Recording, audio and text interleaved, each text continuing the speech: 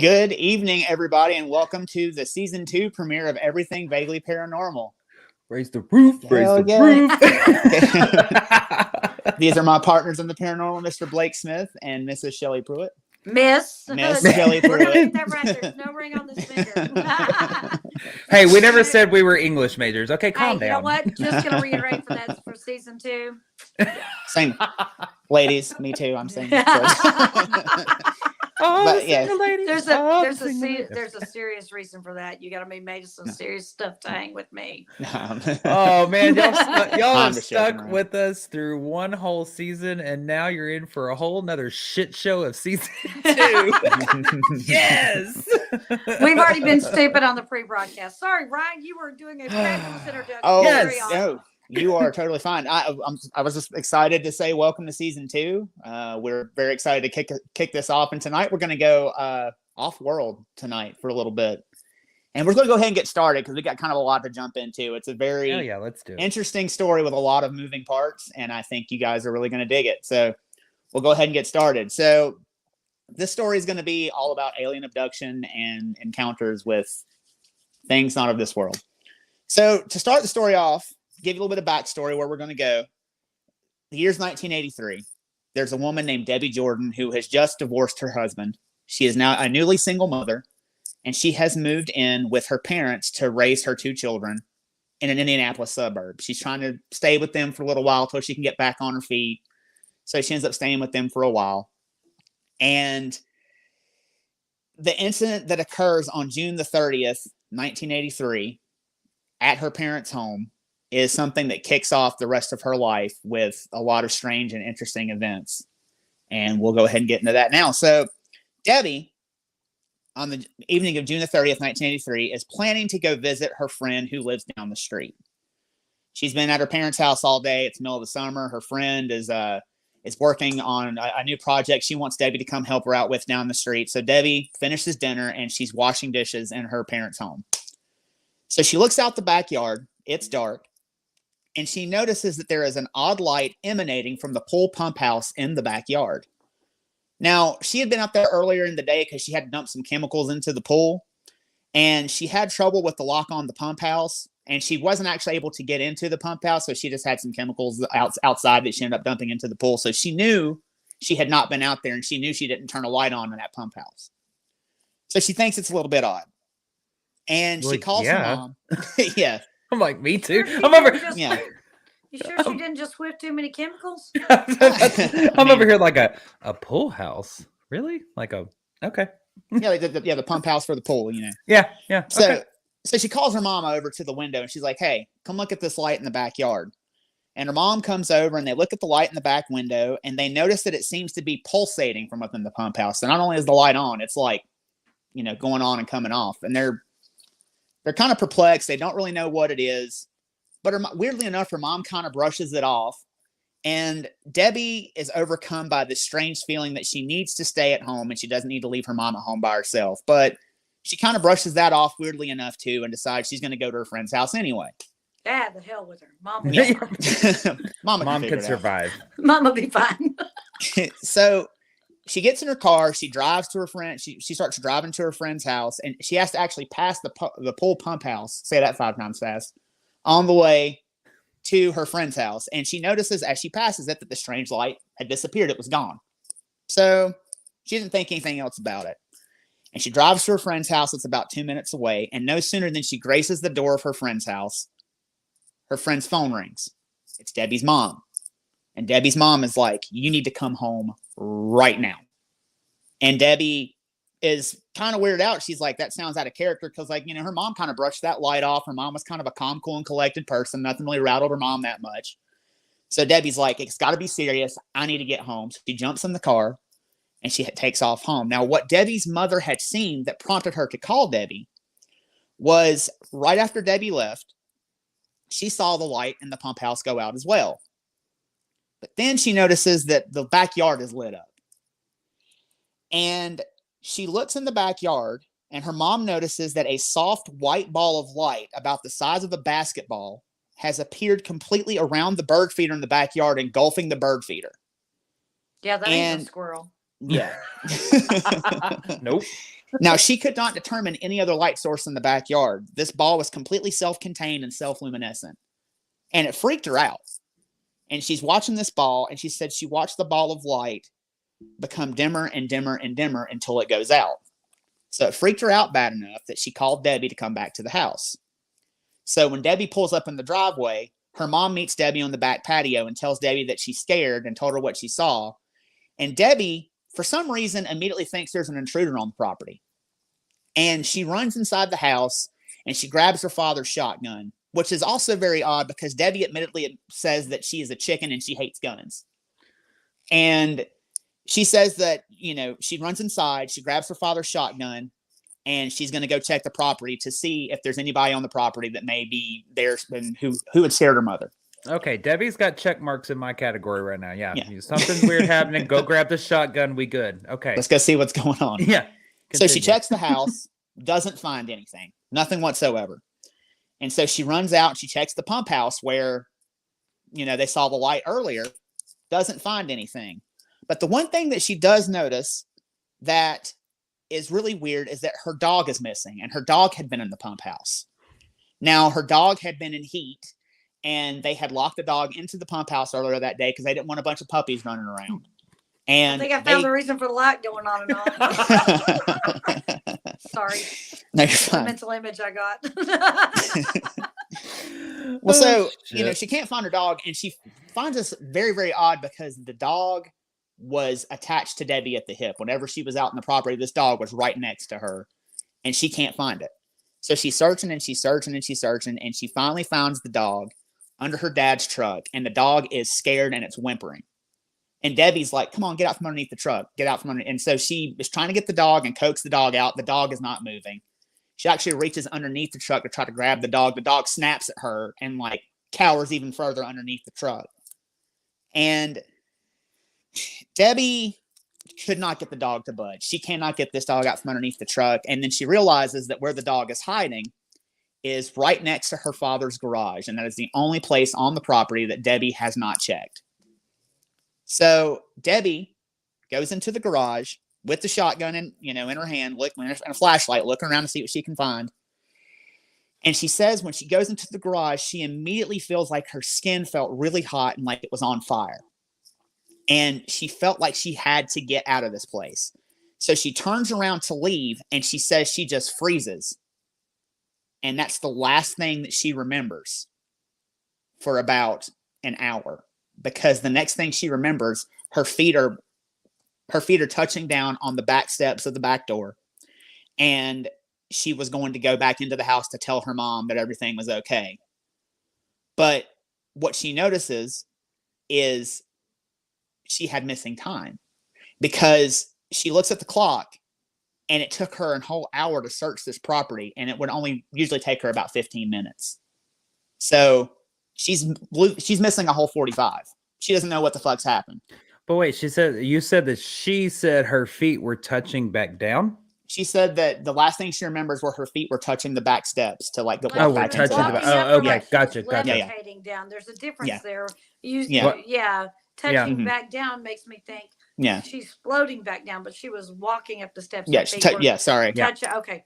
Yeah, right, touching the back steps to walk into the house. I'm building the imagery in my head, so I just want to make sure I'm right on. Okay, go ahead. You're totally fine. But yeah, she is missing a whole 45 minutes, doesn't know what happened. But it's one of those things too, she's not even thinking about it. But she said as soon as she goes back into the house, tells her mom everything is okay, she just felt a sudden need to go for a swim in the pool. So she calls her friends. She's like, hey, check the property. Everything's fine. Do y'all actually want to come over and go swimming for a little bit? And her friends are like, sure. So her friends show up. And I'm sorry. Pull the Rambo, they drew first blood. Now, anyone want to swim? Let's go have a pool party. Everybody come on over. Can't get the dog out from right there, dog flipping out. But y'all come over and swim. What? Okay. I'm following you, but this is already okay. It's already weird, but go. Okay. They've been sniffing pool chemicals. So she brings her friends over to the house, and they come over to the house and they start walking towards where the pool is. And her friend's daughter steps on a spot in the yard and like yelps all of a sudden. And she's like, hey, what the hell is wrong with you? Looking at her friend's daughter. And her friend's daughter said that she stepped on a spot in the yard and that her foot up to her knee went numb. And they didn't bother to check it for some reason to see what she had stepped on, but they all just go get in the pool together. So, but when they get in the pool, child is injured, but she'll be fine. Yeah. It's the same as the mother. We're just going to leave the mother alone. She's a survivor. Yeah, mom's fine. Kid's fine. Let's go swimming. I'm not going to give up. So they get in the pool, but they don't swim for long because they all got the distinct feeling that somebody was watching them while they were swimming in the pool. And they all began to get sick to their stomachs. But Debbie, her eyes began burning so badly that she is barely able to see. She says that her vision starts turning white, and all the light sources in the yard that she sees have halos around them. So they all decide it's time to call it a night. I'm going to go inside and go to bed. Everybody's feeling sick. Everybody go home, whatever.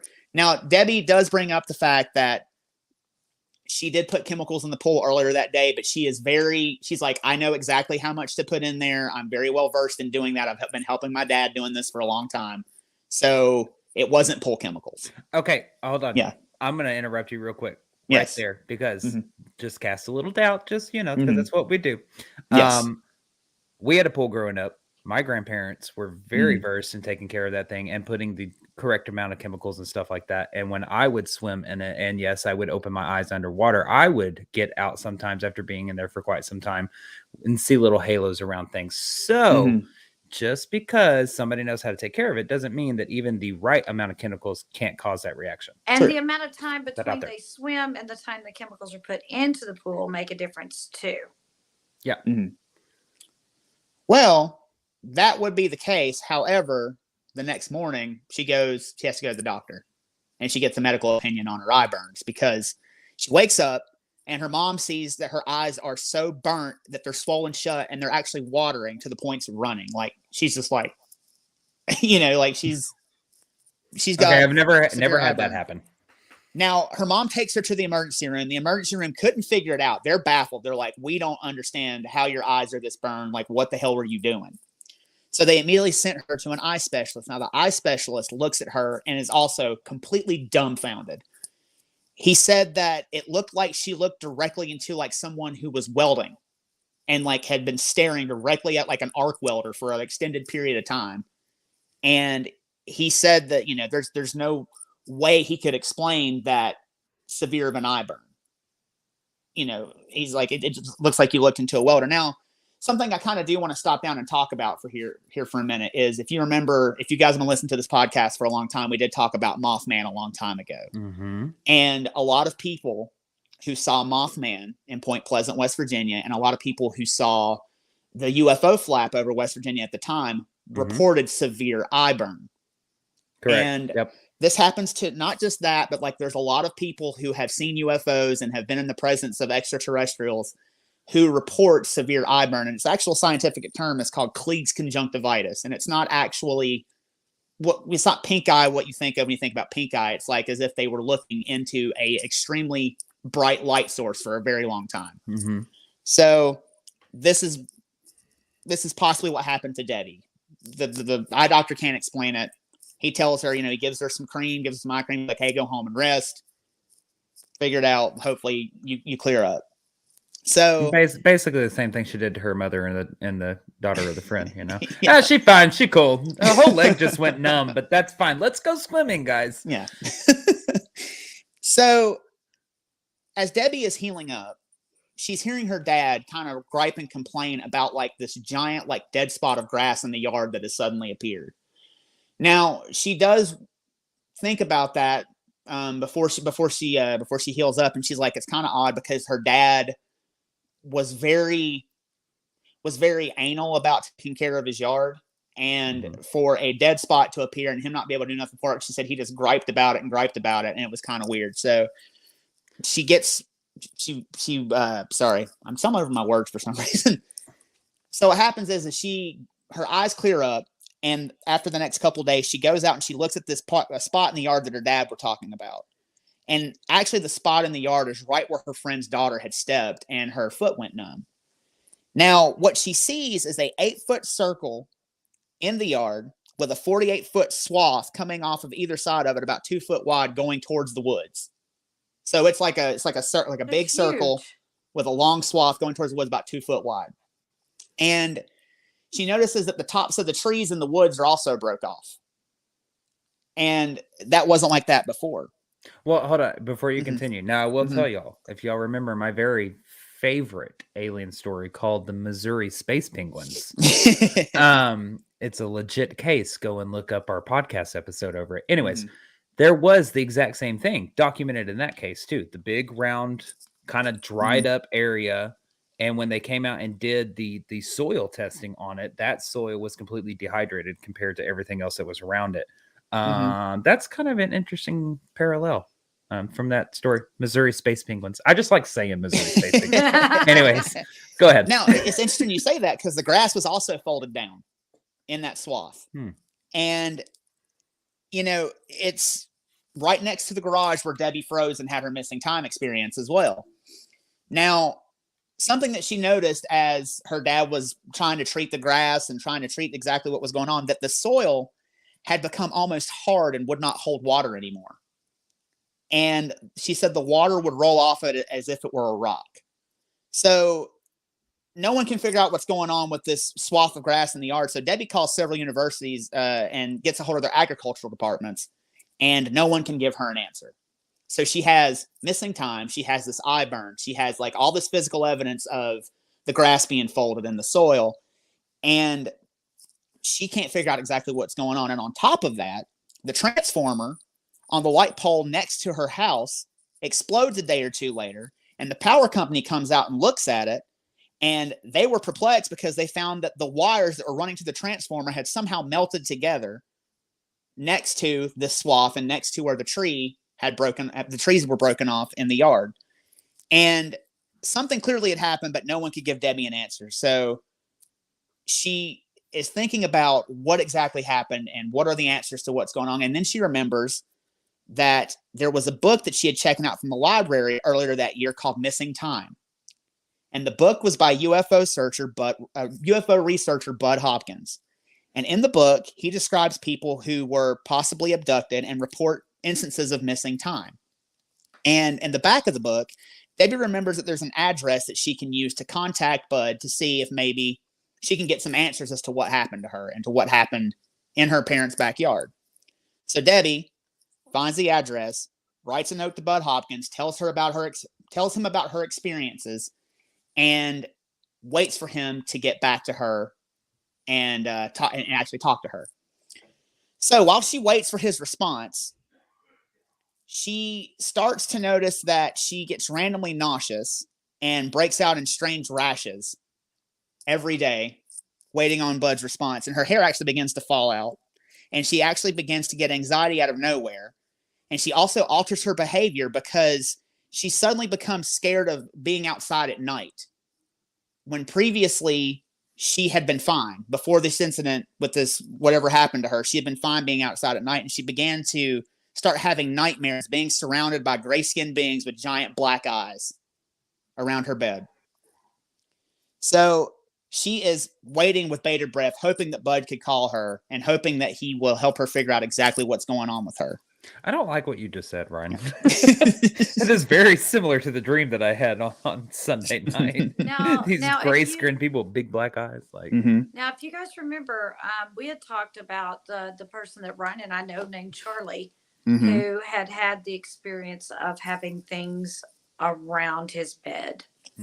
And that he was visited by some Men in Black characters later on. And that's why at the last minute he said, "No, I'm not coming on," because he got scared. He's like, "Look, I've been left alone. I plan on remaining left alone." But that's actually very similar to something that Charlie told us way back when. Yeah. So, question for you real quick that was actually brought up in the comments by Holly. Really good point. Did she read this book prior to her experience? She checked it out and had started, but got really scared and put it down. She just didn't really bother with it, but she had remembered it because, it seemed to kind of jive with what had happened to her. Because that's a really good point. Yeah. So she contacts Bud, right? And Bud calls on the phone and they actually speak about her experiences. But she also tells Bud that not only has she had an experience like this, her sister had a really weird experience in 1965.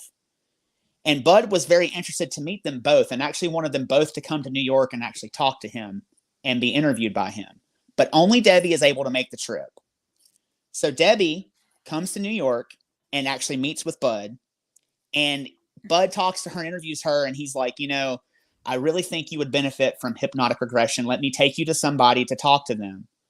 And we'll see if we can get any more information out of you if we put you under and regress you and see if we can find anything out.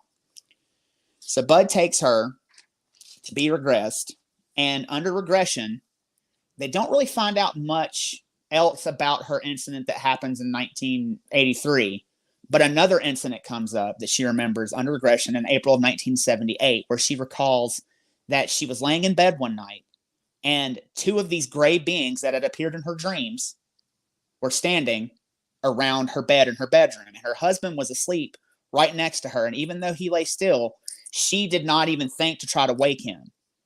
And weirdly enough, one of them, these beings, inserted a long utensil into her nostril that went up her nose and went up behind the backside of her nose.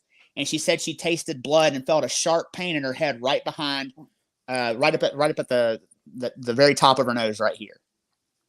And all she could focus on were these beings standing around her bed and their, quote, big inky black eyes. So she had actually had a memory uncovered when Bud Hawkins put her under hypnotic regression therapy. So he gets this information and he tells her, he's like, hey, go back home. I'll be in touch. I'll come and interview you some more and see if we can't uncover what exactly happened to you. So while Debbie is on the bus to go back to Indianapolis, Bud actually calls Debbie's sister, Kathy. And he asks Debbie's sister, Kathy, about the incident in 1965 that Debbie had told Bud about. So Kathy tells Bud that on a fall evening in 1965 that she dropped off her mother at a bingo game. And she was driving herself back home. Now, she hadn't had her license for very long, and there was plenty of daylight left as she cruised back to her house. The next thing she knew, her car had stopped, and she was parked behind a church where it was dark and there were no cars in the lot. She was leaning over her steering wheel and looking through her windshield and looked directly above her, and above her she saw a craft hovering. She said the craft was oblong and it looked like two dinner plates stacked on top of each other. The craft was smooth and it was made of stainless steel and about 75 feet wide. And it had red, white, and amber bright flashing lights on it underneath. Now, something else she remembered was that she always kept a camera in the glove compartment, and she was like, I got to get a picture of this thing so people, will believe me when I tell them about what happened. But when she looked in the glove compartment, it was gone. And then she noticed the craft was making a humming sound, and she watched it slowly rise up and pop off and shoot off into the night sky. Now, Bud listened intently to her story, and he suggested that she also undergo regression therapy, but he said he would call her. He would call her back and speak with her again. Now, shortly after this phone call ends, Bud is like, I have got to get down there to Indianapolis to talk to these two sisters together and see what I can find out. So he comes down and he actually asked Kathy that since he had uncovered some memories with Debbie, would she be interested in undergoing the regression therapy? Now, at first, Kathy, was that? Nope. At first, Kathy, we good. Yeah, because you guys know all about regression therapy. We good. Now, at first, Kathy refused because she was scared of what people may think of her. But eventually, Bud and his friendly demeanor won her over, and she decides, okay, I'll undergo regression. Now, when she goes under the regression, she recalls a lot more about the 1965 incident. She recalls that she had not actually driven behind the church, that something took her car over and drove itself back there. Like her car drove itself and she tried to fight the steering wheel. And no matter how hard she fought it, the car drove itself behind the church. Now, that's something that I have never heard. Yeah, I don't think I've ever heard that either. In any UFO or alien case. It says her car moving, but not driving itself. Like she said, she fought the steering wheel valiantly, but nothing. Like the car was going to go where it wanted to go. Now, the car also drove itself into a circle of light, which was right underneath the craft. And as she enters the circle of light, she's in her car looking around, and she looks out the window. It can actually see the pavement underneath her car as the car is being like taken up into this craft. And it said, "It's a circle of light." Not light, and then, light. It says, then she has a blank spot in her memory, but the next thing she remembers is being in a room inside of her car within the craft. And on the other side of the room, a door opens, and she sees 3 silhouetted figures in the doorway. She said they were human-like beings with small frames about 4 feet tall, and their arms were longer than their bodies, and they had large rounded heads that narrowed to the point in the chin. And they also had those big black eyes. This are teardrop-shaped heads with the big black eyes. Okay. She said she felt like she had to get out of the car and go with them, but she didn't want to go with them, but she felt like they were going to make her go anyway. So she went with them. And the next thing she remembers is she was actually lying on a table in a small white room. And at the foot of the table, she sees another alien. But this time, this alien is very tall. She said, based on the feeling, this being was female. And it was dark brown and had leathery skin. And it was about 6 foot tall with a rigid body and no visible neck to attach to the body. And it had a mantis-like head. And she said the thing that stuck with her was it was moving very jerkily as it was looking at her. And she said it kept tilting its head back and forth very inquisitively as it was watching her on the table. And from there... No fucking thank you. Isn't that interesting? We've also had another one that we covered where when they went up to the craft, they thought everything was male except for the one in charge Except they thought for the was one. female. That was the Pascagoula. Yes, on the river. Yeah, the guys on the river that were taken out. That's interesting. That is a very similar story. Yeah, it seems like a lot of these abduction stories do share a lot of very similar characteristics. So, and actually, if that's the 1965 case, that would be before the Pascagoula River aliens. No, wait, this is Kathy's story, right? This is Kathy in 1965. That's in 1965 that because was before that one, yeah. If I remember Pascagoula correctly, was 68, right? 67 or 68, somewhere in there, yeah. That's interesting. Now, you know, I think Kathy felt the same way that you felt because at this point she didn't want to remember anything else. So the session ends and she stopped wanting to remember. And so Bud had actually unlocked some of these memories for her and her sister. And that was just the beginning of their strange journey that they would continue to go through. Because right after Bud begins interviewing Kathy and Debbie and their respective families, weird visitors kind of start showing up to Kathy's parents' house where the mark is in the yard. Debbie's neighbor called one day and said that she saw a strange man in Debbie's parents' backyard. She said he was a middle-aged guy and he was in a business suit and tie and he was carrying a briefcase and was driving a dark-colored sedan. She said he walked right over to the spot where she alleges that a UFO or something landed in the yard. Sorry, my camera just freaked out. Landed in the yard. It was that jerky movement, right? You know? And she said that the man set a briefcase down on the mark and opened it. And she couldn't see what he was doing because his back was to her. But all of a sudden, he packed up his stuff and drove off. And no one ever saw this man ever again. It's a man in black. Men in black. Yeah, that's what I'm thinking. I mean, it could have been. I mean, that's a perfect description. You know, dark sedan, black suit, business suit. But normally they tend to come and harass the people who have seen the UFO. Right. They are. But so I don't know. I mean, investigative capacity.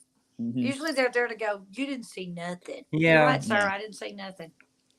Well, then on top of that, more strange visitors began to show up to Debbie's mom's house. So Debbie's mom and Debbie like to look out the back window of their house and watch the squirrels and nature in the yard.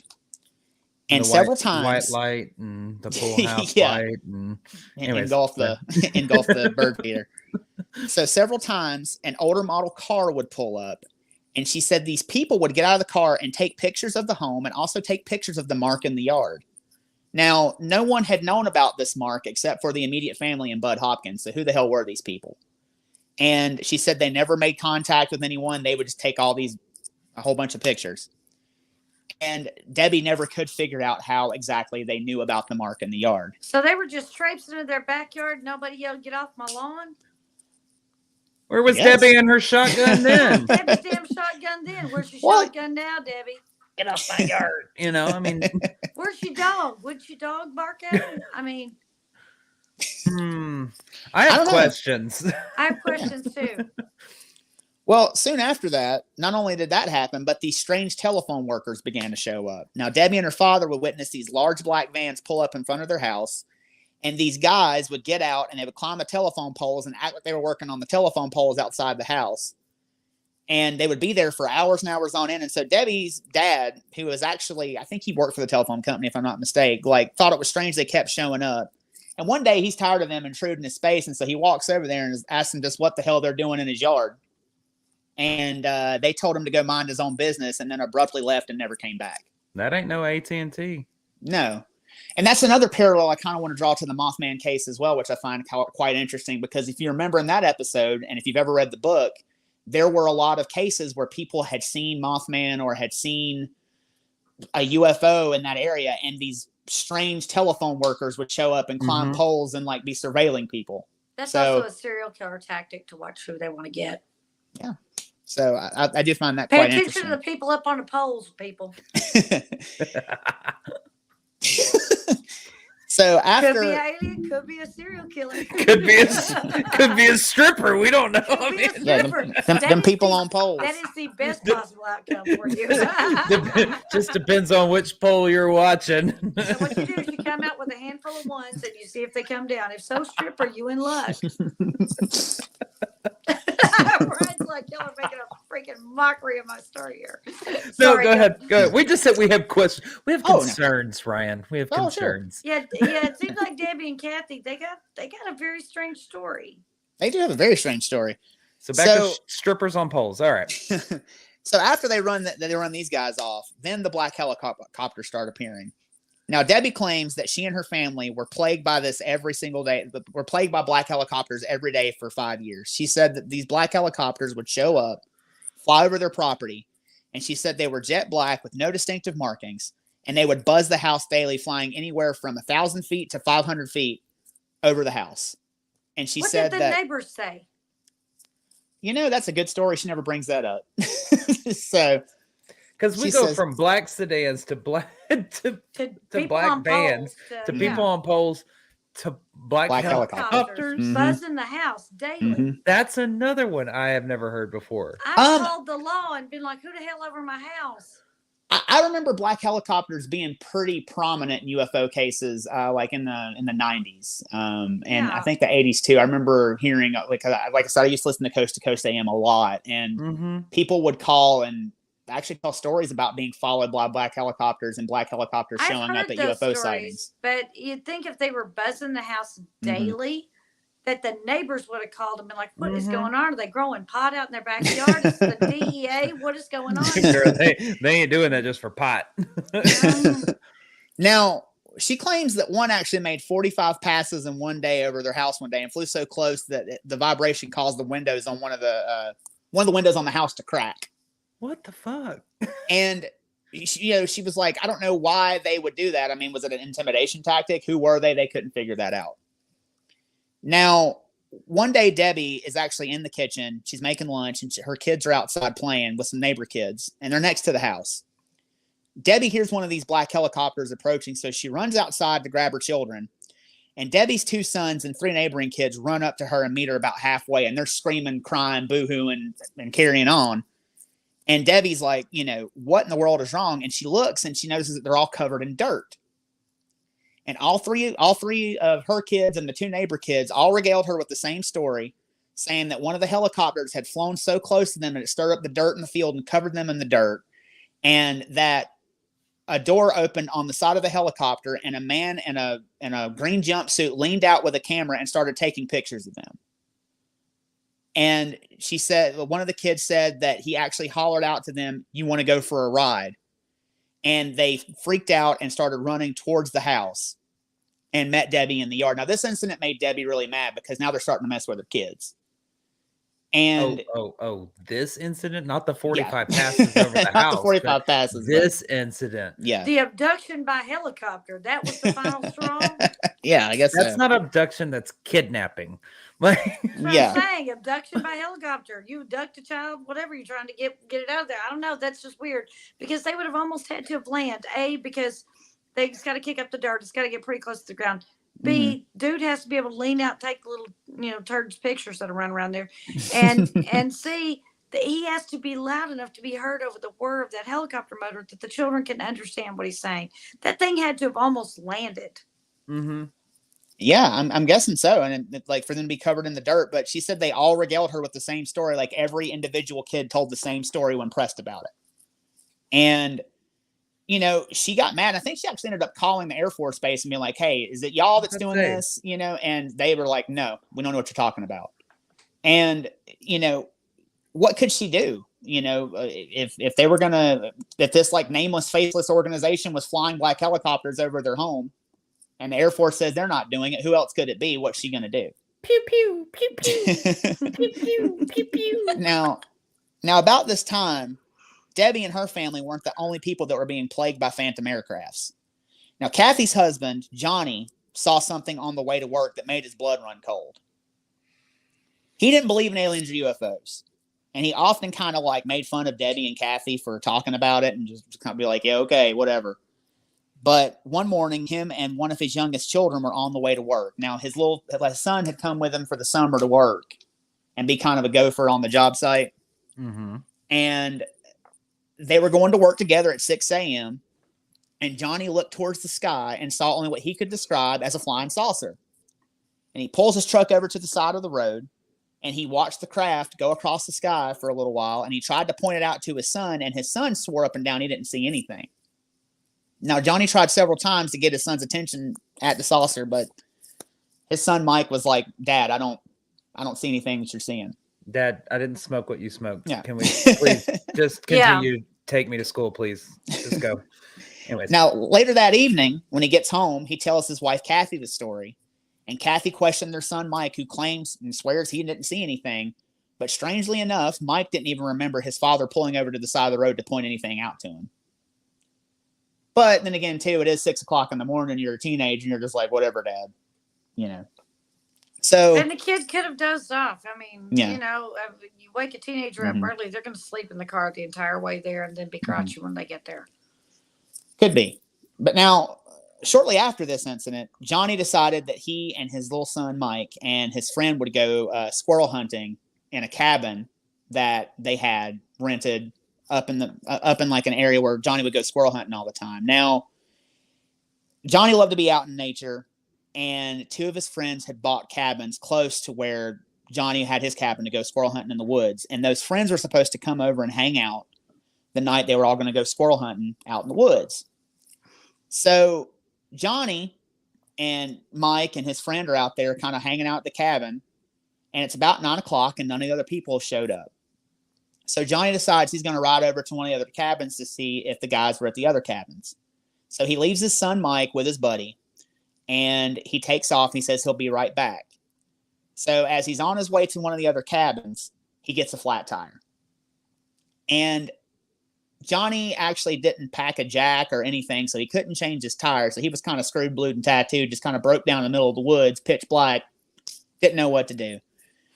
So he's out, he gets out of his car, he's kind of looking at his car, and suddenly he says that, quote, "two little guys with gray skin about 4 foot tall come out of the woods." He said they had large black eyes and slits for mouths, and they spoke to him telepathically and said not to be afraid, that they would actually help him out. And the next thing he knew, he was pushing a tire down the road back towards his car. Someone had picked him up and drove him into town, and he went to put his tire back on. And when he put the tire back on and drove back to the cabin, his son and his buddy run out of the cabin to meet him. They're like, "Where the hell were you?" And he's like, "What are you talking about?" They're like, It's 8:00 in the morning, dude. You've been gone since 9:00 last night. Where the hell did you go? Now this freaks Johnny out because now Johnny's experienced missing time. But wait, my question is, all of a sudden he's rolling a tire down the road. How the hell did he get that tire back on there? Suddenly these little aliens got mad mechanicking skills? I don't know. He doesn't remember. Girl, that's that intergalactic AAA, don't you know? I guess. Like, I guess we're not going to hear the rest of the story. Well, I mean, they're going to help him, okay. But he says he didn't pack a jack, but he remembers rolling a tire down the side of the road, and then he remembers driving home. Yeah, that's what he says. Jack, and so how does it get back on I guess there? The aliens helped him, I guess. I don't know. That's what he says. Okay, we have more questions, but yeah. Continue. So Johnny gets back. It's 8:00 in the morning, and this freaks him out so much that he's been gone that long. He didn't think he was gone that long. That he gets all of his. He tells his buddy and his son. He's like, "Hey, get in the truck. We're going back to the house." So now Johnny is being messed with, and he was like the non-believer in the family. And from then on out, he never dismissed any UFO abduction cases or reports that his wife or his sister-in-law talked about. And he listened to his wife and family talk about the experiences that they had intently from then on out. Now, we know that their son Mike didn't seem to have anything else going on because he said he didn't see anything that his mom and dad had seen. But we do know that their youngest son, Stevie, seemed to have quite a bit of experiences. Now, Kathy and Johnny's youngest son, Stevie, is about 9 years old. And one morning, Kathy goes into the living room and sees Stevie sleeping on the couch. Now, that wasn't usual for Stevie because Stevie usually slept in his bed. And this is shortly after Johnny had his experience with, in the woods with the two little gray guys that came out, and he was, had his missing time experience. And when Stevie woke up, he told his mother about the strange experience that he had had the previous night. He claimed that the night before, he was awoken at 3 a.m. and he saw a white light about the size of a basketball floating through the house. He said it floated down the hallway and it stopped at every single door in the hallway in the home. And it floated into the living room and he followed it. And Stevie said he remembered feeling scared as he was sitting on the couch, but he suddenly fell asleep. He said he woke back up, and where the light had been stood two creatures. They were gray. They had no hair or ears. They had big black eyes and they had long arms. He said they were having a conversation about him. And then one of them said his name and he went back to sleep and woke back up and the two creatures were gone. But he saw the ball of light as it floated out of the house and shot out of the room and disappeared. Now, Kathy listened to her son tell this story. And she pressed him about it. And he kept telling the same story. And she decided to see if he was telling the truth. She would have him lightly regressed because she didn't want to uncover some painful memories for him if she had him fully regressed. And she said every time he was regressed and every time he told the story, he swore up and down he wasn't dreaming and that he told the same story. So she felt like it was legit. And, like I said, she did not want him to relive anything traumatic. So she just kind of left it at that. So eventually, Bud compiles all these stories of Debbie and Kathy's sessions and their stories, and he makes a book called Intruders, which I really need to read, and I'm very excited to read later on. But if you ever get a chance to get your hands on it, read that book. And Debbie begins doing TV and radio interviews shortly after this, and as a result, black helicopters began following Kathy and her family as well. So one night, Kathy and Stevie are riding home. And suddenly they hear a loud rumbling as they are heading towards the house. So Kathy stops the car, and when she does, a large black helicopter goes flying over the top of her car. And she said it was so low that she could have touched it herself. And it flew off. It flew so close she could have definitely, that the helicopter definitely wanted her to know it was there. And it flew off. And after that incident, they continued to buzz her house. And she said, just like Debbie's helicopters, there was no identification. The windows were tinted completely black. And they never figured out who it was that were flying in these helicopters. And she was like, what have we done to deserve this? We just had all these incidents happen to us. We didn't ask for any of this. and now are being harassed by some nameless, faceless she's going organization. on TV. She's doing interviews. Yeah, she's yeah. talking. She's gaining notoriety about it. Debbie was. Kathy wasn't. Oh, I'm sorry. I thought you said Yeah. Kathy had begun to go on. No, it was Debbie. Debbie did. Okay. Okay. So Kathy's like, I don't know what I've done to deserve this. So she continued to have to worry about these black helicopters buzzing her and her family's house as well. Now, while Debbie had been doing these TV and radio interviews, she also began to get speaking engagements.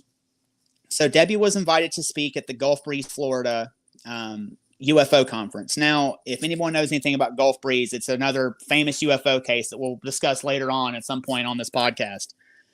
But after the Gulf Breeze sightings began, they began to have UFO conferences down there, and Debbie was actually invited to speak at one of these UFO conferences. So she went to stay with a friend of hers named Vicky, who she was visiting. She went to go stay with a friend of hers named Vicky while she was down there. Now, Vicky was a UFO enthusiast and was part of the group that actually invited Debbie to come down. And while staying in Vicky's house, Debbie had another experience. While she was lying in bed reading, she suddenly noticed a bluish-white glow that began pulsating behind her. She also began to feel a tingling and burning sensation all over her body, but she said she didn't want to look behind her because she felt that if she did, she would see something that she really didn't want to see.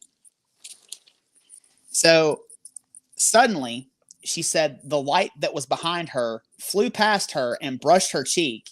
And as it brushed her cheek, she felt a strong electrical charge enough to make the left side of her face go completely numb and tingle. Does she want to go for a swim afterwards? Yeah, right. She said she decided that she needed to wake her friend up. So she ran down the hallway to wake her friend Vicky. And she said it was dark and she couldn't see, so she called out Vicky's name. And as soon as she did, Vicky's door flung open. And before Debbie could say anything, Vicky said, "I saw it too." And she said that she had seen a blue and white light under her bedroom door going down the hallway towards where Debbie was sleeping. And if she don't call the law, she just watch it go. Thank God it's not me tonight. I guess so. Sorry, Now, I see a strange light going underneath the door, and I think everybody's going to be asleep. I'm going to at least kind of peek out and see what's out there. That's because you go wander into basements by yourself. No problem with the basement. Now, the next day, so they commiserated over the weird experience, and they went back to bed. But the next day, Debbie wakes up and looks down at her watch and notices that her watch is 30 minutes off. Oh, sorry, wait, hold on. You got to back up. They're just like, hey, cheers. Yeah, we both had the same experience. All right, that's great. Good night. You know, it's like... Hey, man, she had a speaking engagement. She had to go to bed. Child, something come into my room. I'm probably not going back to sleep. It's going to take a lot of fireball to get me into a point where I might think about calming down. Excuse me. So anyway, so they commiserated. She went to bed, and the next day, Debbie woke up and looked at her watch, and her watch was 30 minutes off, and it was a brand new watch, and she had never had a problem with it. And so was she missing time? She didn't know, but she thought it was kind of odd that her watch was 30 minutes off. I think her battery was just low. It could be. Who knows? But while this is going on, Kathy is back in Indiana, and while Debbie's doing her thing in Florida, Kathy has another sighting. Earlier in the day, she went and washed some clothes, and she had hung them out to dry and fell asleep. And she woke up later that night and remembered that her clothes were still outside on the clothesline.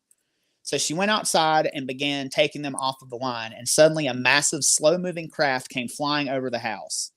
She said it made absolutely no noise and flew directly over her, and she looked up, and the entire underside was covered in lights. And it hovered over her for a while before shooting off into the night. So... they're having this whole family is just having all these experiences. Now, I kind of wanted to save this last story because this last story is I feel one of the best stories in the book. And Shelley, I think this one might make you feel some type of way. Before I will preface that before I tell this story. Okay. Now, Debbie thinks that she may have been part of a hybridization experiment with some grays and with some of the aliens that had been abducting her and her family her entire life. And she remembers parts of her encounters, and she also remembers parts of her encounters through regression. And she thinks that she may have had a pregnancy taken from her. So to tell this story, I have to go back and tell another story really quickly. The story begins on a November night in 1977. Debbie was about 18 years old, and she was riding around with friends late at night. It's about 2 a.m., and they noticed that in the road ahead of them, there was a bright, flashing white light. The light began dancing in the night sky, and as they approached, Debbie's friend Dorothy stopped the car. The light shot directly overhead, and the next thing you remember, they were driving back towards town.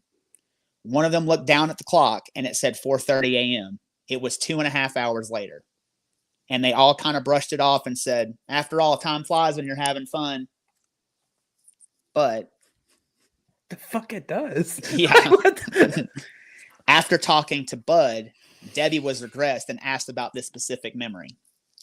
And she recalled a lot more about that night. The light flew over the car and flashed.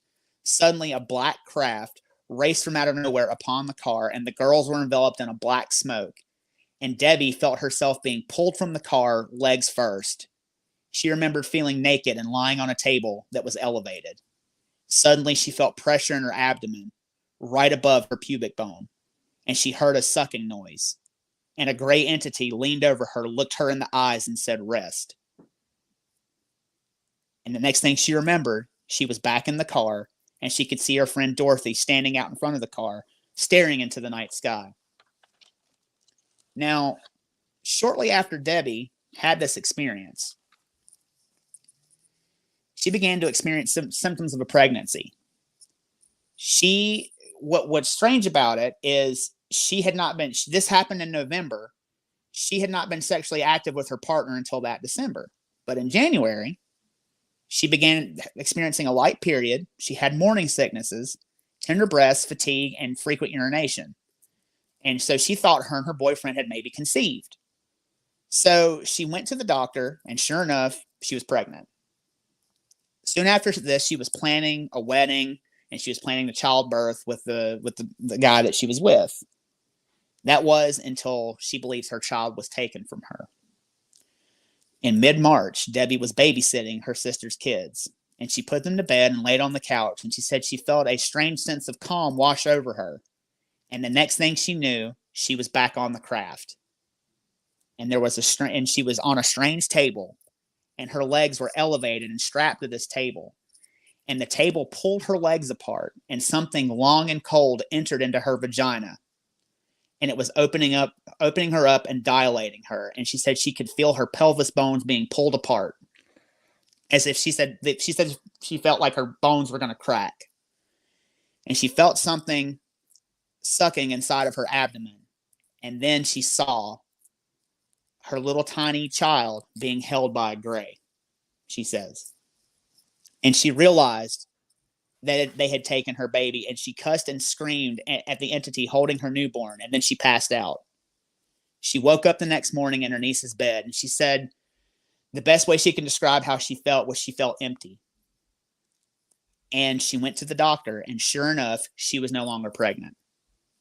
The doctor told her that he was baffled. He just couldn't make any sense about what had happened and where the child and where her baby had gone. He said, but sometimes these things like this happen, and although unexplainable, she should just forget it because she'll have more children later on down the line.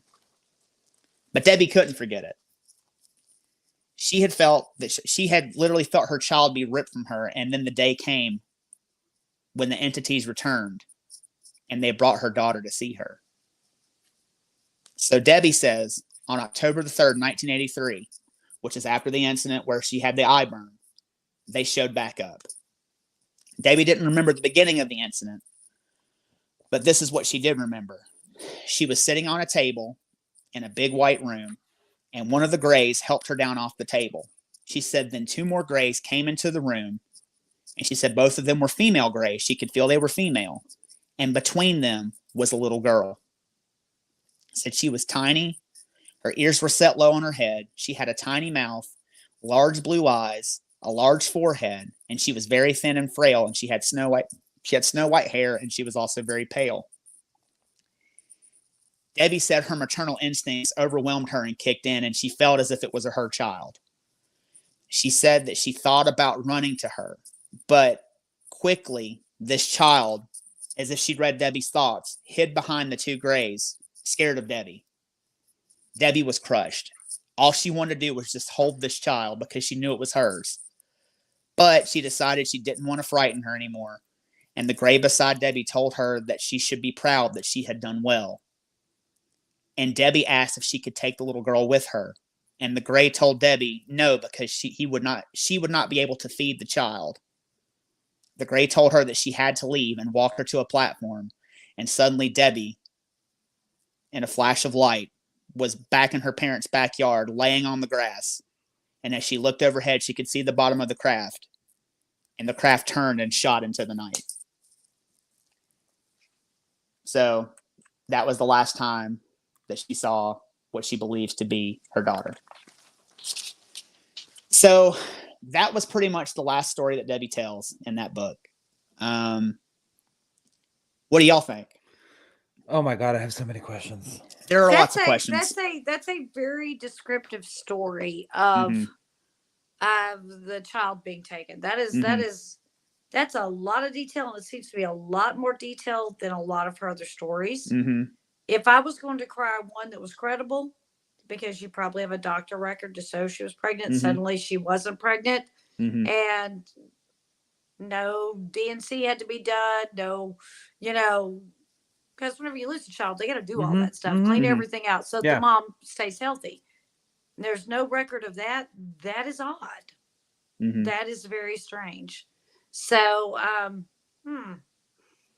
don't know what Debbie and her shotgun and her people on poles, but that one right there that one's a lot of description as to where the other one's not so much. Well, and the other ones compared to this ones tend to not that I'm doubting, like fully doubting all the other stories, but the other ones have holes where this one, I don't know. It's like you have a beginning, a middle, and an end. That's a pretty solid story. And that was the thing. I will say that this book was very tough to read. It's an interesting book. The book is actually called Abducted, and it's all about their story. It was a very tough book to read, and there are some really interesting stories, and I picked the most interesting that I could find in the book to present to everyone. And I felt like I said, I saved that one for last because I felt like that one was the most detailed and most interesting out of any of them. And that was the one that would have made me cry, but I held it together pretty quick. Go ahead. I figured that was going to make you cry because of all. I did well. But yeah, I'm kind of with you. There's a lot of holes in a lot of the stories, and a lot of the stories just aren't that descriptive. I definitely think that they have experienced something. I think that something happened to them, and especially with that last, with the whole like pregnancy record, I think something happened to them. I don't know. I'm going to try to go back and I'm going to go read Intruders when I get a chance and see if maybe there's more descriptive stories in there about what exactly happened. Yeah. But like I said, I do feel that last one was probably the most credible and the most interesting. What's interesting about it to me is the fact that the 1965 case takes place prior to a lot of the cases that we know that were kind of nationwide cases or worldwide cases that were very well covered and descriptive in the media. To me, that adds, and the similarities is where I'm getting at between this 1965 case and let's say like Mothman, because Mothman was 67, right? 66 and 66. Okay, so in there, 66. That's right. And then you have the Pascagoula River aliens. That's like 67, 68. So all of these well-documented ones that we've covered that people are like, oh no, there was pretty much something legit there.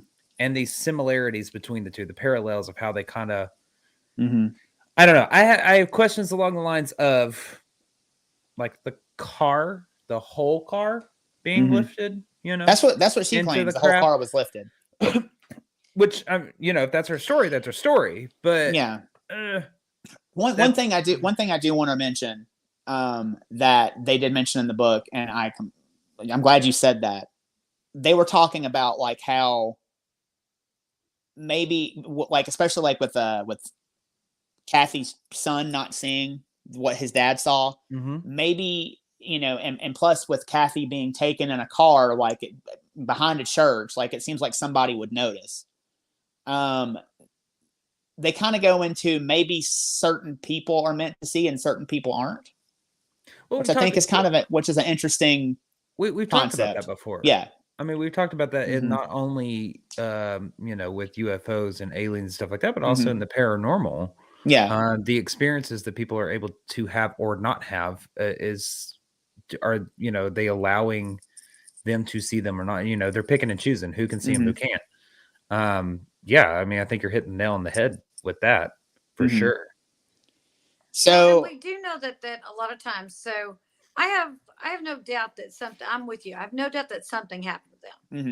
mhm. But we do know from people talking to people that have abduction claims that it is kind of seems to run through families. Yeah. That you know the grandmother might have one, and then the nephew will have one, and then the great uncle Jim Bob's he's had one. It seems to like almost like it not to be hokey, but it just picks somebody and it's going to follow them to see how they evolve. I guess if you think Mhm. about it like a science experiment, because that's what I think we are. I think we're their Mhm. little like science experiment.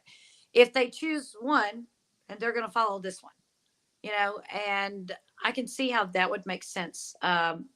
Generationally following certain people. I do find it interesting that they hadn't reported any more after that, correct?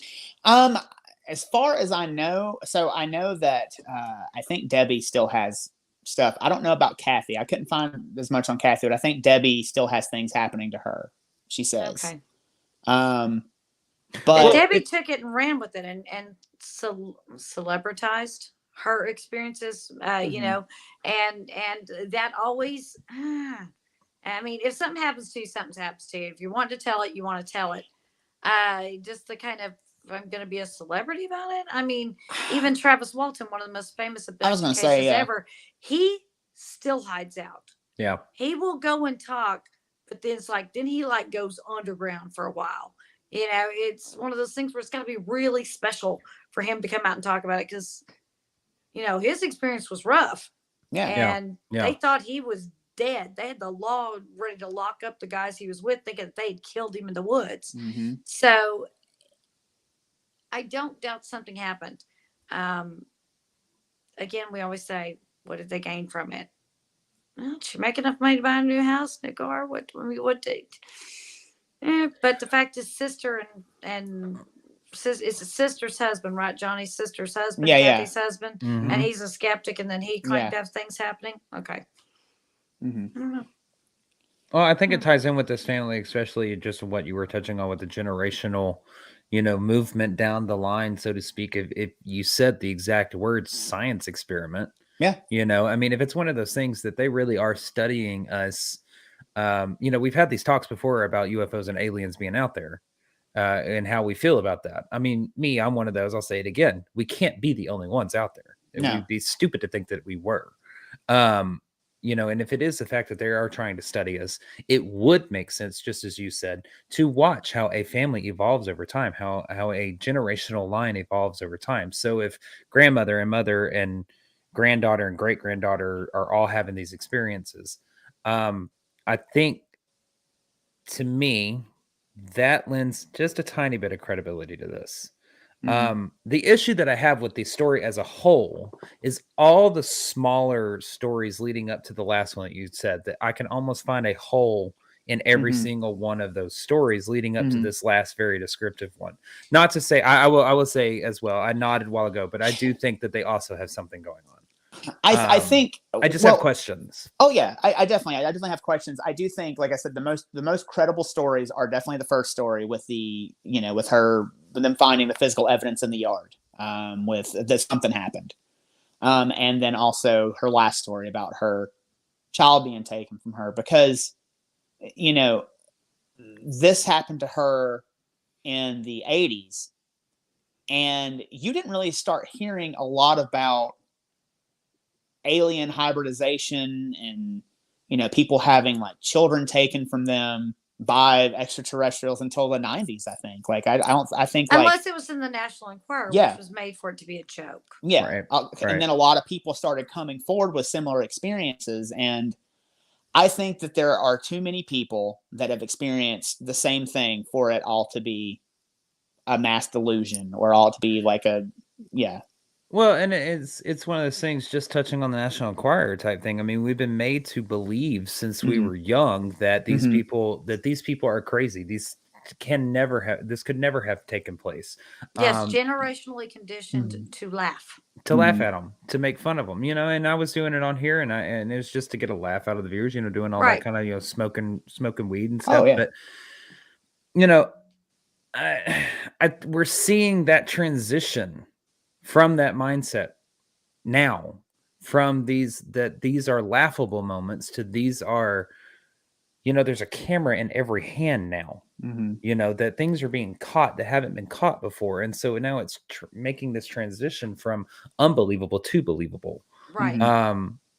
I just wish I had both the sisters in front of me to like ask questions about Yeah. like those I'm little kind of with you stories. on that because Mhm. again, I always want to know. I want to know the whole story. Like Mhm. these little ones have these holes. I'm gonna giggle at those. I am because I'm gonna like we said, we have questions. Why? Where the hell did the dog go? Why wasn't the dog? How were people getting in your backyard? Why didn't neighbors notice there are helicopters everywhere? But that last story was so descriptive. Mhm. Really couldn't find a legitimate hole to go. Wait a minute, that isn't A plus B equals C. Mhm. Okay, you have a beginning, a middle, and an Yeah. end. That But story comes yeah, off as credible to me. a lot of them were anecdotes. They were like, this is Mhm. an interesting little story, and then jump. And then, you know, like, and that's just kind of how the book is laid out too. It's like, here's like an interesting little story, and then we're gonna, yeah. Let's put it this way. Mhm. The only one I truly cannot explain away in my head trying to go through is the last one. Because there's got to be a medical record she was pregnant. There was no Mhm. follow up to make sure the mother was cared for after losing the baby. Oh, just go home and get over it. It happens all the time. That doesn't sound like legitimate doctor's advice if you had just lost a baby. Yeah. And there has to be a record of that somewhere. You have documented evidence somewhere that she was at one point pregnant. And Yeah. if no medical follow up was done after that, then that's an issue. Yeah. I mean, you've also got medical records of like her going to the eye doctor because of the eye burn and the medical and going to the emergency room. So that's Right also a again, story of but I medical can't records. exactly throw out that she didn't just put chemicals in the pool. And what if she's Mhm. put Right. chemicals in the pool and then Mhm. got in and you open a browser in water when that chlorine hasn't even fully filtered through all Yeah. your True. filters Yeah. and all that. I Mhm. can explain away everything except that last one. Mhm. That's me. I'm the same way with the conjunctivitis stuff. Is Mhm. just because, you know, you 100% you can't rule out chemical burn. Yeah. That's a tough one. And you And know, then I'm just old saying boy with going all squirrel the other, hunting. You know, they had squirrels all out in their backyard. One of the first things you said was they like to watch the squirrels and stuff outside. Well, old boy got to go to a cabin to hunt squirrels. Was he drinking? Did he pass out after he, got a flat? I mean, I don't know. I don't know enough of the story, Yeah. was he so tired that he just was tired from trying to change the car with no jack? And again, I had to get the tire back on if he had no jack. Doesn't make sense to me. Somebody come by and help him. Maybe he was drunk, don't remember it. Somehow they got it back home. And there's too many holes in that for me, Yeah, I'm kind of with you on there. Well, and it's not to say that but we don't. It's not that we say that we don't believe them. yeah. It's just if those holes weren't there, Hmm. I mean, I think we'd be having an entirely different conversation Right. about Right. it. You Oh know. yeah. But that Um, last one, too many details. Yeah, that last one was very well written and very well detailed. Too vivid of description. Hmm. There's some legitimate documentation somewhere by a medical professional on that. And for lack of a better word, no follow-up care for the mother. And there should have been. Mm-hmm. So that should have been included in the story. If she went back and most doctors would be like, okay, we're going to take care of you here and don't worry about it. Yeah, that's the one I'm really having a hard time poking a hole in the story. Hmm. I will say I haven't ever heard this one. This one has been absolutely fascinating. It's been great to listen. I came into this blind because I tried to start doing some research on it. I was like, no, I'm just gonna let Mhm. Ryan tell his story and me have a genuine reaction to it. I don't know. I believe something happened to them. I have a hard Yeah. time believing some of the stories because of the holes, and also with being a witness to what had happened. We are talking about a family. What's to say the family isn't talking on the description of what they're seeing? You know, Mhm. so these black And then eyes with these 4 foot now tall, you've been long talking arms. about it, Mhm. you know, one of those things. When somebody says, "Oh, I saw this over here," well, now everybody says, "Oh, I think I saw it too." It Right. becomes Mhm. a now you start looking for odd and Well, weird things. and that's that. I'm glad you said that because like when we're on investigations and we see something, whoever sees something will say, and somebody says, "I saw it too." They'll always ask, "What did you see?" Right. Yes, Right. it's like And you tell me, and if did that's what I did saw too, this I'll tell you. jive? Yeah. And if not, Yeah. then I'll be that in what I saw. Yeah. Yeah, we don't always say, "Oh, I saw this over here." Yeah. Blanky blank blank blank. We'll be Yeah. like, "Wait, look I, that way. Are you seeing what I see?" Okay, and if you're telling me you're seeing the same thing, then okay, we don't got nothing here. I think Mhm. if the sisters wanted to make their story more solid, they need to come back with more of the documentation. Like, okay, we went to the doctor for this. Mhm. Okay, what's the documentation from the doctor? What exactly did the doctor say? Is there a note somewhere from the doctor? Do you have the files from the doctor that you can include that has the diagnosis and prognosis for whatever you were experiencing? Same thing with the pregnancy. Do you have those to follow up with that? Like we were sitting here saying, it's not that we don't believe them, but if they were able to fill in those holes, Mhm. this would be a completely different conversation. And I think we'd be more or less talking about what are your thoughts about aliens being real and what they're, Mhm. instead of questioning Yeah. some of the scenarios that have been Yeah. presented in the book. And they do mention a lot of very similar alien abduction story things, things around their bed. That it seems to be 3 or 4 at a time At a that time, the are females being take, in and charge, the the black female being in eyes. charge at the where they finally get to the craft.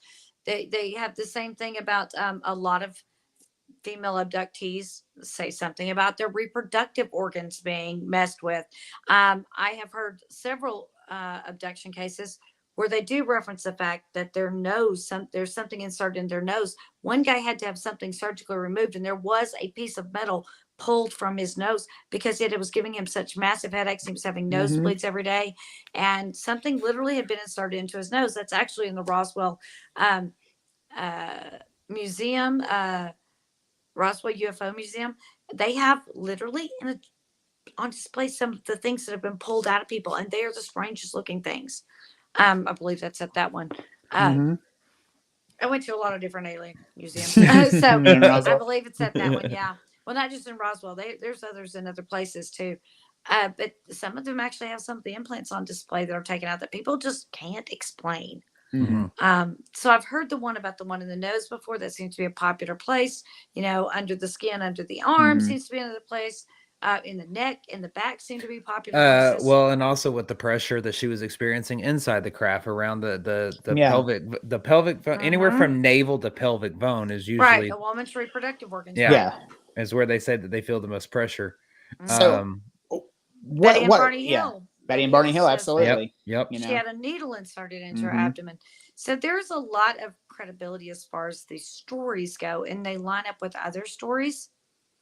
Just wish I had a few more details. Me too. And And I think what I will do eventually, and I'll come back with this, I will track down a copy of Intruders by Bud Hopkins and read his account of what happened. And maybe that actually fills in some of the holes in the story so we that can get a could. better understanding of what exactly happened. Maybe you Because, can, after you do that, you can fill us in on Patreon, and kind of we'll do like a little mini follow up to this after you do it, and you can maybe fill in some of the could holes for us. could do that. And that's the thing too about Bud Hopkins. Anyone who is into ufology, anyone that knows about that, Bud Hopkins wasn't no slouch. That dude, He did his like, research. he did his research. Right. He is, along with like John Keel and along with Jacques Vallée, and like he is considered one of the top UFO researchers Well, and in the you might field. be And you might be right, Ryan, because I mean, think about the stories that we retell of our investigations. You know, Shelly could be telling a story and she's talking it through, and then I'm like, no, wait, slow down. Oh, wait, no, this happened here, and she's like, oh yeah, that's right, okay, and I then we forgot did about that this, part. Right. and you know, and then or you're telling a story and Shelly does the same for you, and vice versa. So getting his perspective, you may only be getting the sister's point of view that they're just trying to get out to remember to get it down on paper. Not necessarily exactly what was said and or done in these regressions or what is on file for those sessions that Bud Hopkins could have put in intruders. So it could be fascinating to go back and read that, because you really could probably, you know, fill in some of those holes that are there. Yeah. Blake and you and I can both speak from experience that we have done a past life regression. Yeah. And I can tell you, I don't remember everything that happened in it. I had to go back and re-listen to it. Yeah, no, I don't remember everything that happened in mine either. I could remember the main things that I was told to focus on, but I went back and re-listened to mine. I'm like, oh, I said that. Yep. That was weird. You know, I'm like, I don't remember saying that. Still tossing back and forth of whether I want to release mine or not. I don't know. I don't know. I now have two. Yeah, that's true. You went back. I still got to do it. I still got to do it. Yep. So. I don't know if I'm going back. Second time's way rougher. Yeah, I know. Well, and like I said, y'all know from experience, those regressions ain't no joke either. So no, they're not.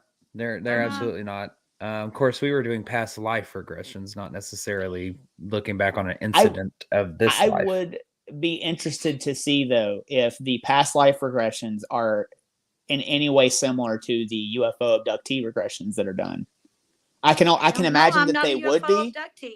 I know, but I could imagine if we could get like some audio or some footage of someone being regressed that was abducted, and y'all can kind of getting y'all's perspective. I think that would be pretty interesting. Yeah. Because I mean, I imagine they would be very similar, but I don't know because I've never had either done. I think it would depend on the person regressing you and their tactics and what they use to get in, as Linda called it, in through your subconscious door and get into where you can drop logic and just go with whatever it is that you're thinking, you're feeling, you're seeing, you're hearing. And forget whatever logic. You got to turn that logical part of your brain. You got to just suspend all logic for that moment and just go with whatever's popping into your head, whether it makes sense or not. So it's really hard to do that. It's really hard. I can imagine. Well, y'all, that is season 2 premiere of Everything Vaguely Paranormal. We thank y'all so much for jumping on here and joining us on this crazy story. Ryan, I really hope you get some of those holes filled in, because that would be interesting to see. I really want to. Because I really want to see exactly what took place. Because, like we were saying, something happened. What it is, who knows at the moment. The jury's kind of still out. Yeah. Well, you'll definitely have to fill us in when you do. Yeah. However, for our viewers and listeners, remember, whatever social media platform you're watching us from, we are not just on that social media platform. We are on YouTube, Facebook, Instagram, TikTok, Twitter, and as of this season now, Twitch. So we're giving you another area back on Twitch that you can go and watch us from, because I do know that some people love to watch from Twitch because that's where they like to get their live streams. So make sure you go and follow us across the board. We're not going to use one platform for everything. We use them all separately. And we've got some content that is coming out that's going to be exclusive to only certain platforms. So like the investigation episodes that are going to be coming out, they'll be exclusive to YouTube. So make sure you go and find us, search Everything Vaguely Paranormal, and look for the green sound waves. Shelly, take it away. So if you want to know what we really talk about, because shout on here, we behave, you should go and become a Patreon member. It's $5 a month. We don't have tiers, not 5, 10, 15. It's $5 a month. You get everything. You get all of our exclusive pre and now, against my better judgment, post broadcast. You signed off on it. I know I did. Post broadcasts, and you also will get our exclusive Paracon stuff. More of that stuff to come up. You also will be entered for Patreon members only. You'll be entered in a drawing to come and be part of a live video cast with us, where we will let you ask us anything. Again, I think it's a very bad idea. She signed off on it. I tend to lie about things like that. And those that are drawn will go into a secondary drawing to be part of a Patreon only investigation. The only thing that you will have to do is get yourself there. So definitely go and become a Patreon member, $5 a month, and see what we really talk about. Because, child, if you want to know what Blake dreamt about last night, this dude's messed up. What else I need to know, Ryan? So, if you could go rate and review us on anywhere you get your podcasts, please do that. Tell 2 friends and have those friends tell 2 friends. Spread the word, because the more you spread the word on us, the more we can do for you guys.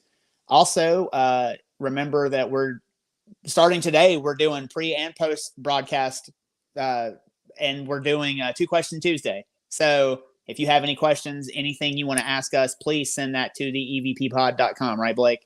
Yep, that's THEEVPPOD@gmail.com. Also, Amazon, Spotify, Google, everywhere. Mm-hmm. Oh, Everywhere. find us Rate and review. everywhere. That's right. Oh. Like, share, and subscribe. Hit that subscribe button. Hit the little bell on YouTube as well, so you can get updated anytime we upload anything to YouTube. Heck yeah. Well, y'all, for my partners in the paranormal tonight, Mr. Ryan Roberts and Miss Shelley Pruitt. For myself, I am Blake Smith, and we are Everything Vaguely Paranormal. And as always, we will see you next Tuesday. Night, Bye, y'all. guys.